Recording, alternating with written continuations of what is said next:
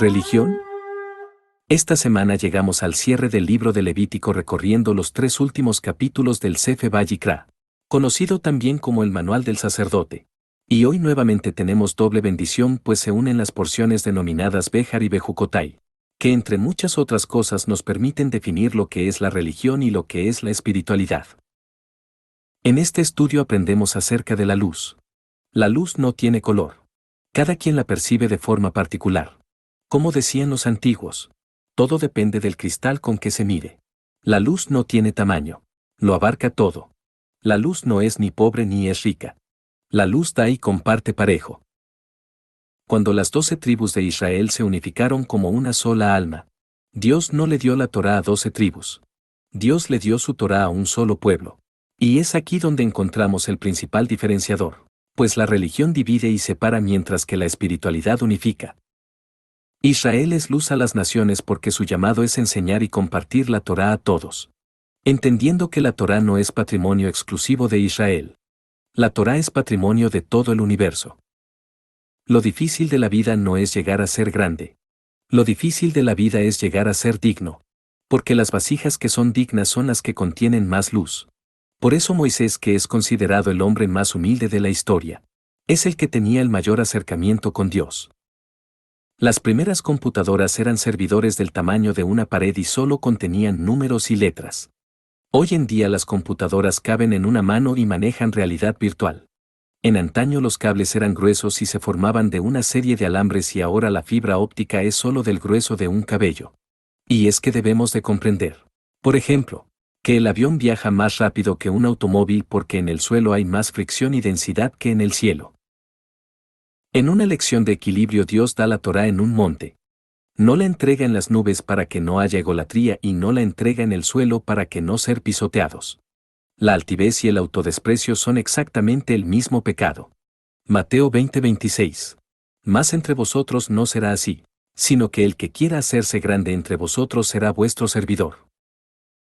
El hombre que más enseñó de humildad y de sencillez fue sin duda el Mesías. La palabra Mesías en el original hebreo es Mashiach. Si la vemos al revés es Haisham. Y esta es la raíz del término. Yaishmoak, que significa: aquí hay cerebro. Esto nos enseña que la humildad y la sencillez no son un rasgo genético, o algo que se herede o una característica que surge de manera fortuita en nosotros, sino que la humildad y la sencillez son una manifestación de la inteligencia. Levítico 26:3-4. Si anduviereis en mis decretos y guardareis mis mandamientos, y los pusiereis por obra, yo daré vuestra lluvia en su tiempo, y la tierra rendirá sus productos, y el árbol del campo dará su fruto. El hombre es comparado con un árbol. La lluvia son los preceptos de la Torá. El campo es el mundo. Y el fruto frondoso es la renovación del entendimiento puesto en práctica. El refinamiento de las cualidades que nos hace ser mejores personas. La práctica de la Torá te hace ser luz para compartir. Pero hay un momento en que Satanás estudia Torá contigo. Y esto se nota cuando estudias Torá y no practicas ni compartes lo que aprendiste. Sigues siendo igual. A esto se le llama Me'et Mitzvah, muerto por mandamiento. Porque se debe estudiar Torá con el deseo de aprender para de inmediato poner en práctica y compartir. Esto nos hace mejorar y dar fruto. Algo muy importante que marca un diferenciador especial entre lo que es la religión y la espiritualidad es Israel. Proverbios 27:18. Quien cuida la higuera comerá su fruto, y el que mira por los intereses de su Señor, tendrá honra. El fruto de Israel es la Torá, y el que cuida de Israel será adoptado por Dios. Levítico 25:1-6. Adonai habló a Moisés en el monte de Sinaí, diciendo: habla a los hijos de Israel y diles: cuando hayáis entrado en la tierra que yo os doy, la tierra guardará reposo para Adonai. 6 años sembrarás tu tierra, y 6 años podarás tu viña y recogerás sus frutos. Pero el 7º año la tierra tendrá descanso, reposo para Dios. No sembrarás tu tierra, ni podarás tu viña. Lo que de suyo naciere en tu tierra segada, no lo segarás. Y las uvas de tu viñedo no vendimiarás. Año de reposo será para la tierra. Mas el descanso de la tierra te dará para comer a ti, a tu siervo, a tu sierva, a tu criado, y a tu extranjero que morare contigo. Dios enseña lo espiritual a través de lo físico. En este caso vemos que la tierra necesita un reposo cada determinado tiempo para recuperar sus nutrientes. Si no lo hace se puede comparar con una madre que se la pasa dando a luz sin descanso. Tarde o temprano enfermará. Lo mismo el ser humano. También necesita nutrirse y renovarse cada determinado tiempo. Y especialmente el hombre que practica la fe. Este tiene una gran responsabilidad en este mundo. Dar testimonio de la presencia de Dios. Tener que trabajar la tierra como se tiene que trabajar. Es un castigo por la desobediencia en el episodio del pecado original. Pues la tierra fue creada para dar por sí sola. Génesis 1, 11, 12. Después dijo Dios: produzca la tierra hierba verde, hierba que dé semilla, árbol de fruto que dé fruto según su género, que su semilla esté en él, sobre la tierra. Y fue así. Produjo, pues, la tierra hierba verde, hierba que da semilla según su naturaleza, y árbol que da fruto, cuya semilla está en él, según su género. Y vio Dios que era bueno. La tierra daba por sí sola árboles y frutos con semilla y hierba verde. Pero la maldición por la desobediencia es que de la tierra brotaran espinos y cardos que ahogan lo que la tierra da. Génesis 3, 17, 19. Y al hombre dijo: por cuánto obedeciste a la voz de tu mujer, y comiste del árbol de que te mandé diciendo: no comerás de él. Maldita será la tierra por tu causa. Con dolor comerás de ella todos los días de tu vida. Espinos y cardos te producirá. Y comerás plantas del campo. Con el sudor de tu rostro comerás el pan hasta que vuelvas a la tierra. Porque de ella fuiste tomado. Pues polvo eres. Y al polvo volverás. Ahora el hombre tiene que trabajar la tierra para que ésta pueda dar algo. Y el hombre pueda comer de ella. Los que estamos en el camino de la fe, aunque no seamos líderes de algún grupo religioso o espiritual, también tenemos un trabajo permanente: dar testimonio de la presencia de Dios en este mundo y en nuestras vidas. Los cardos y los espinos son los satisfactores corporales que el mundo ofrece y que pretenden ahogar los frutos que Dios nos ofrece. Ir en contrasentido de las modas y tendencias del mundo es un trabajo desgastante y requiere de sus momentos de reposo. Y es ahí que después de un trabajo de 6 años, Dios nos dice lo que está escrito en Levítico 25:4. Pero el 7º año la tierra tendrá descanso, reposo para Dios. No sembrarás tu tierra, ni podarás tu viña. Después de 6 años de trabajo viene el famoso año sabático. Y dice que ese año es reposo para Dios. Esto significa que, durante ese año, todos los días serán Shabbat y debemos de hacer lo que se hace en cada Shabbat. Estudiar Torah. La primera de estas dos parashiot se llama Behar, que significa en monte. Porque los acontecimientos más importantes de la unión del hombre con Dios fueron en un monte. La entrega de la Torá y el sacrificio del Mesías.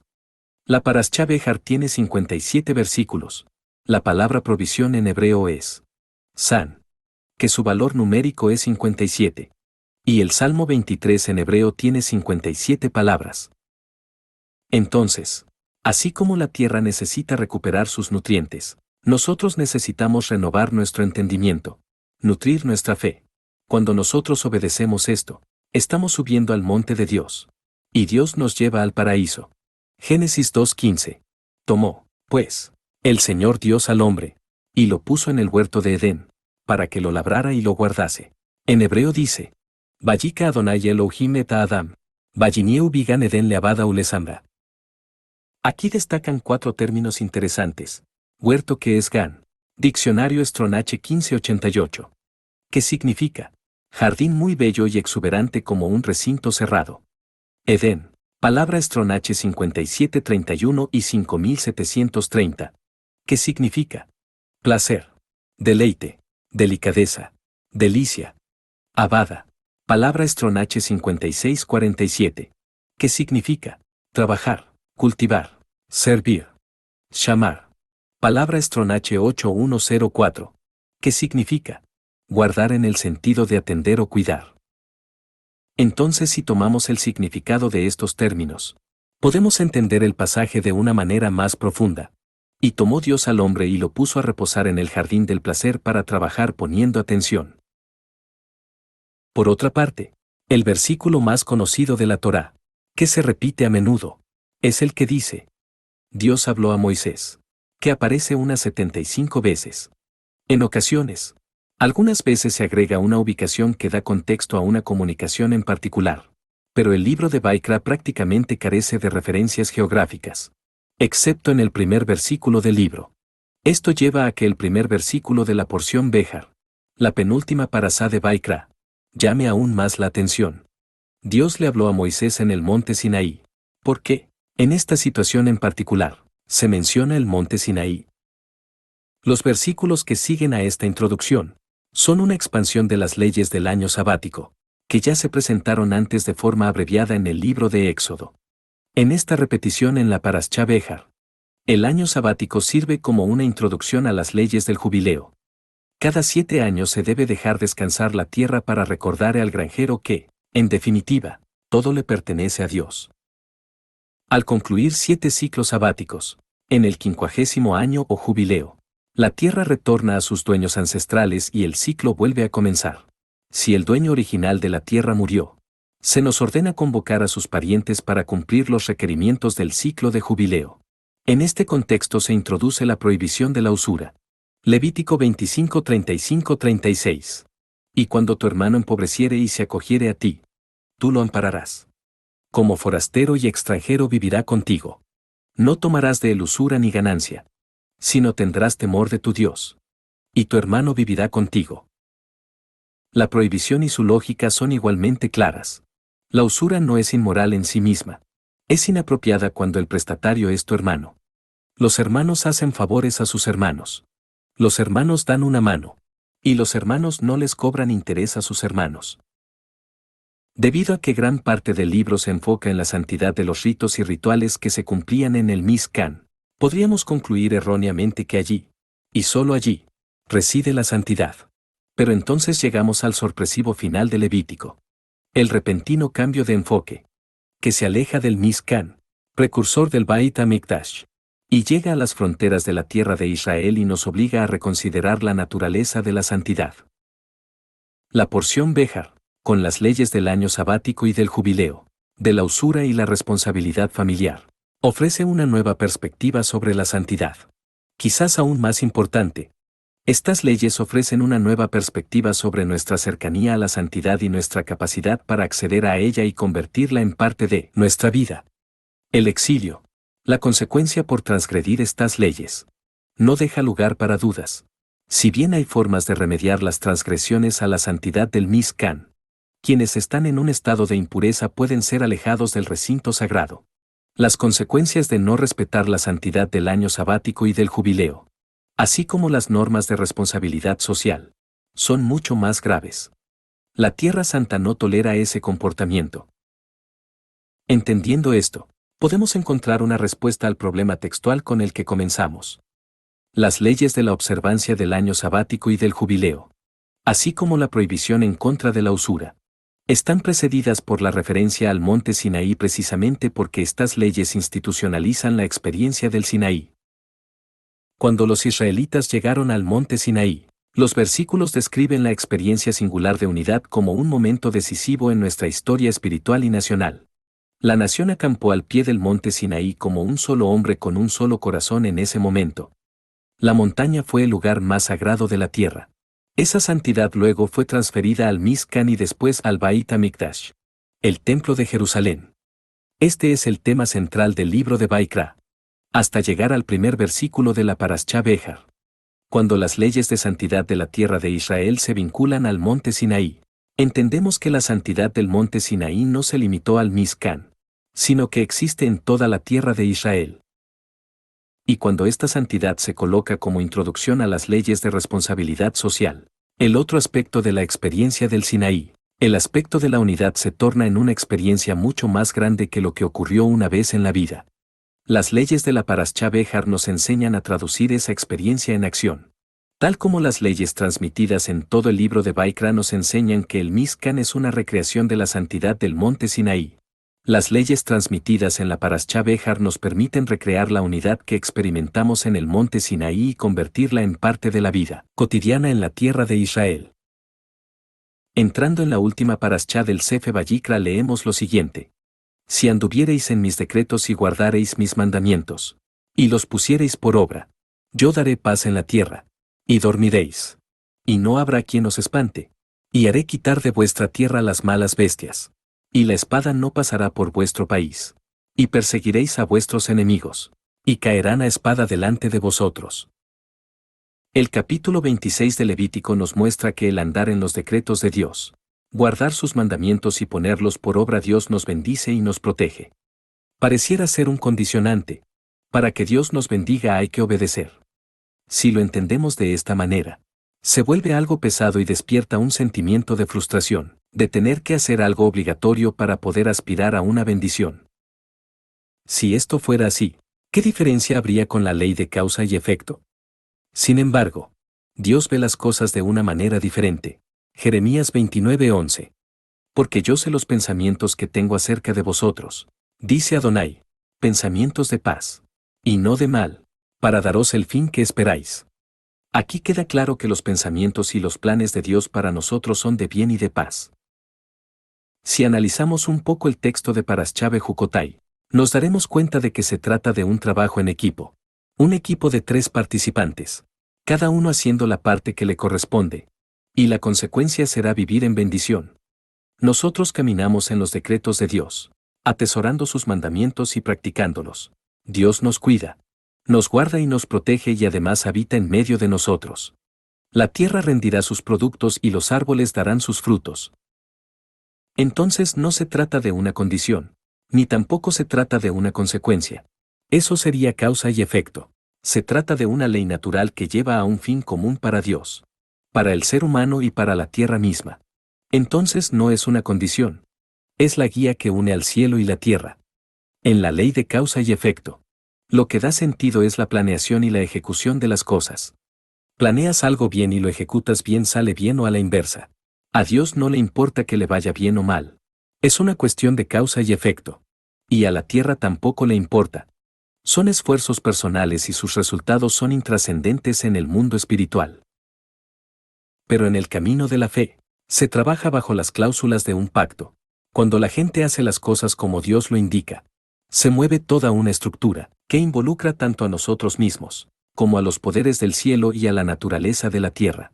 Dios está interesado en lo que hacemos y en cómo lo hacemos. Porque nosotros somos una parte del pacto. Dios es la otra parte y el cielo y la tierra son los testigos activos de este pacto. Al llegar al fin del libro de Levítico, hemos clarificado muchos temas importantes. Una mirada retrospectiva nos muestra que, si bien al comienzo el libro estaba enfocado en el templo y sus rituales, gradualmente se volcó a temas de santidad más generales, dando énfasis a los alimentos kasher, las relaciones sexuales kasher y, finalmente, a otras clases de relaciones interpersonales. El mensaje parece claro. Los servicios rituales y el templo no reemplazan a la decencia. Para crear una sociedad sagrada debemos ocuparnos tanto de los rituales como de las relaciones interpersonales. Para generar y sustentar la sociedad que se nos ordena crear, estas 2 esferas deben funcionar en conjunto y armonía. Por lo tanto, pese a nuestras impresiones superficiales, el libro de Baikra, Levítico, tiene algunas sorpresas. La discusión sobre las festividades en el contexto de Baikra. El aspecto al que se le daría más atención serían los sacrificios asociados con cada festividad. Pero vimos que no es así. El foco está en el aspecto de la santidad, asociado al énfasis en la identidad agrícola de cada festividad. De esta manera, la transición de este aspecto de las festividades a la discusión sobre Shemitah y Yobel es mucho más natural. La estructura y el flujo del libro nos enseñan que toda discusión sobre santidad debe necesariamente incluir a la tierra de Israel. Tal como las festividades son puntos de santidad en una dimensión, la tierra de Israel es un punto de santidad en otra dimensión. Sutilmente el enfoque de esto en Levítico pasa a la tierra de Israel, lo cual es algo natural, dado que los israelitas estaban a punto de partir del monte Sinaí camino a su patria. Muy pronto heredarían la tierra. Por eso apenas comienzan a entender el mensaje sobre la propiedad. Se les recuerda que Dios es el dueño verdadero. Las leyes de Shemitah y Yobel nos obligan a recordar que nuestra propiedad es condicional. Se nos ordena interrumpir nuestros reclamos sobre la tierra durante un año cada 7, a compartir los regalos de Dios con todas las personas, y a devolver la tierra a sus custodios ancestrales cada 50 años. Lentamente el mensaje se interioriza. Nuestra propiedad es limitada. A fin de cuentas, la tierra le pertenece a Dios y, en consecuencia, es santa. La Parashá Bejucotai nos enseña que, si no merecemos esta tierra santa, seremos expulsados. Esas son las consecuencias de la santidad. El capítulo 26 termina con lo que parece ser un gran final. Levítico 26, 45-46. Antes me acordaré de ellos por el pacto antiguo, cuando los saqué de la tierra de Egipto a los ojos de las naciones, para ser su Dios. Yo Adonai. Estos son los estatutos, ordenanzas y leyes que estableció Dios entre sí y los hijos de Israel en el monte de Sinaí por mano de Moisés. Pero a pesar del aparente final, se suma otro capítulo. Uno que parece fuera de tema. Incluso decepcionante. Ese capítulo contiene explicaciones sobre juramentos, dedicaciones y donaciones al templo. En síntesis, detalles que nos dejan descolocados después de las resonantes notas finales del capítulo anterior. Pero entonces, en medio de los detalles, hay otra ley que llama la atención. Si es la clase de animal que uno puede ofrecer como sacrificio a Dios, todo lo que pueda entregar de él será sagrado. Levítico 27, 9-10. Y si fuere animal de los que se ofrece ofrenda a Dios, todo lo que de los tales se diere al Señor será santo. No será cambiado ni trocado, bueno por malo, ni malo por bueno. Y si se permutare un animal por otro, él y el dado en cambio de él serán sagrados. Esos versículos describen algo que puede considerarse como una extraña teoría de la conservación de la santidad. Una vez que un objeto se dedica a Dios, no puede ser reemplazado ni cambiado, porque su santidad es permanente. Cualquier intento de reemplazar un objeto consagrado solo terminará provocando que también el segundo objeto sea consagrado. Al mundo puede ingresar más santidad, pero la santidad original nunca puede desaparecer. La sección que continúa de inmediato trata sobre la propiedad ancestral. Levítico 27-26. Pero el primogénito de los animales, que por la primogenitura es de Dios, nadie lo dedicará, sea buey u oveja, del Señor es. En este contexto, comenzamos a entender que este capítulo es mucho más que una compilación aleatoria de mandamientos. Las leyes enumeradas en el capítulo 27. El capítulo que da la sensación de estar fuera de contexto. El que viene a continuación de lo que creímos eran las palabras finales del libro. Refleja un mensaje teológico todavía más profundo. A través del tiempo, el pueblo de Dios puede llegar a pecar y en consecuencia a perder el privilegio de vivir en la tierra prometida. Pero tanto el pueblo como la tierra, una vez que fueron consagrados, siempre seguirán siendo sagrados. No pueden ser reemplazados. Eventualmente Dios nos permitirá volver a la tierra. La sección final del libro de Baikra se enfoca en la fuerza de los juramentos. Las palabras, incluso las palabras humanas, tienen un gran poder, mucho más de lo que hubiéramos imaginado. Este poder es un reflejo de la imagen divina. El poder del habla nos define y nos diferencia del resto de la creación, pero trae aparejada una enorme responsabilidad. El habla de Dios crea una realidad y el habla humana es su reflejo. Dios mantiene sus juramentos, aunque nosotros lleguemos a transgredir nuestra parte del pacto, y nosotros debemos hacer lo mismo. Las leyes de este capítulo final contienen un mensaje alentador. Una vez que algo se dedica a la santidad, no puede reemplazarse. Incluso si pecamos, Dios honrará su juramento y nos hará volver a nuestra tierra. Asimismo, pese a los reclamos que hacen algunas religiones, el pueblo judío nunca será reemplazado por ningún otro pueblo y menos por gentiles. Los versículos finales del Baikra rechazan expresamente la teoría del reemplazo. El pueblo que estuvo en el monte Sinaí, a pesar de que después se desviara de una vida de santidad, continúa dedicado a Dios y conserva su santidad para siempre. Tras aclarar este mensaje, el Levítico llega a su fin y ahora podemos entender el mensaje de las leyes del capítulo 27, que parecían fuera de lugar. Los versículos finales de Baikra, teológicamente nos quitan el aliento. Levítico 27, 33 y 34. No mirará si es bueno o malo, ni lo cambiará. Y si lo cambiare, tanto él como el que se dio en cambio serán cosas sagradas. No podrán ser rescatados. Estos son los mandamientos que ordenó Dios a Moisés para los hijos de Israel, en el monte de Sinaí. Ya para finalizar, es importante retomar en un nivel más profundo lo que dice en Levítico 26, 4. Yo daré vuestra lluvia en su tiempo, y la tierra rendirá sus productos, y el árbol del campo dará su fruto. La palabra lluvia se refiere a recompensa. La frase que dice, en su tiempo, Significa al mismo tiempo y la palabra tierra en hebreo es Eretz, que aquí significa territorio según el diccionario Strong H 776. Por lo tanto, en un nivel que resume todo es que, al andar en los preceptos de Dios, el Señor mismo, te transferirá las ganancias de la gente del mundo. Proverbios 13:22.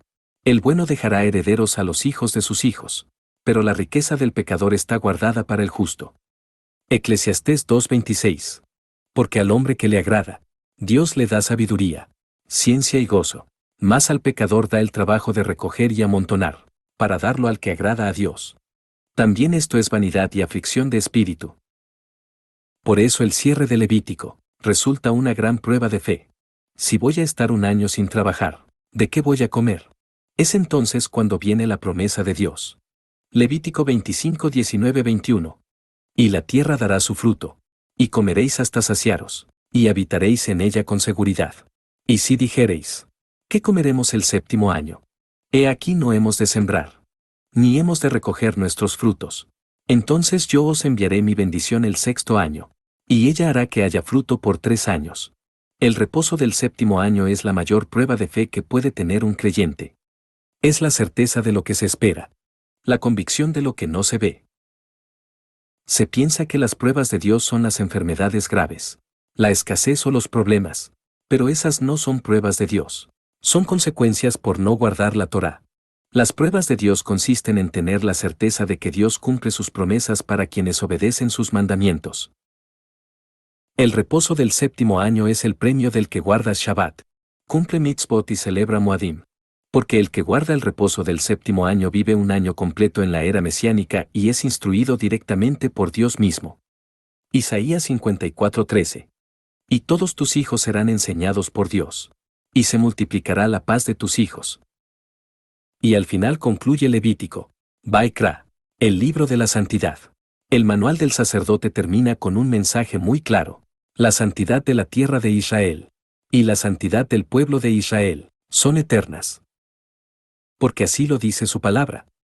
Y en su palabra está su presencia.